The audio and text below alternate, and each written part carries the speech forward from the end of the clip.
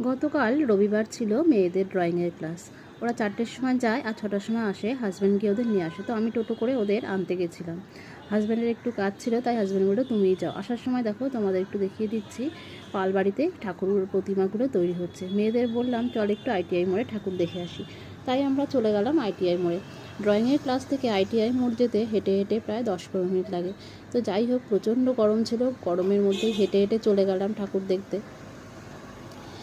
দূর দূরান্ত থেকে লোক আসে দেখতে, আর আমাদের তো বাড়ির কাছেই, তাই ভাবলাম যে আজকে আমরা দেখে নিই, কারণ এরপর তো আরও ভিড় হবে, তাই আর দেখতে পাবো না। কিন্তু দুঃখের বিষয় হলো আমরা দেখতেই পারিনি।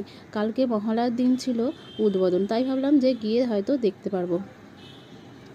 তারপরে এত ভিড়, তারপর আমরা চলে আসলাম। আর তখন ভার্চুয়ালি মমতা ব্যানার্জি উদ্বোধন করেছেন, কিন্তু সাধারণ মানুষকে তখনও প্রবেশ করতে দেয়নি। আর বেশিক্ষণ দেরি না করে তারপর আমরা চলে আসছিলাম। গরমে আর ভালো লাগছিল না, বলছে চলো বাড়ি চলো, গরমে অস্বস্তি লাগছে। তাও আর কি করা যাবে, বাইরে থেকে একটু প্যান্ডেলের ভিডিও করলাম, তারপর আমরা চলে গেলাম বাড়ির দিকে। প্রচুর ভিড়, এখনই এত ভিড়, তো ভাবো যে এরপর কত ভিড়ই না হবে। তো কী আর করা যাবে, এরপর চলে আসছিলাম। আস্তে আস্তে দেখলাম একটা বাচ্চা ছেলেকে, দেখে ভীষণই খারাপ লাগলো। দেখো, মানুষ টাকার জন্য কত কষ্টই না করে। এইটুকুনি একটা বাচ্চা দেখো, গান্ধীজি সাজিয়ে ওকে দাঁড় করিয়ে রেখেছে, যে যেমন পারছে একটু টাকা দিয়ে সাহায্য করছে। ভীষণই খারাপ লাগলো দেখে।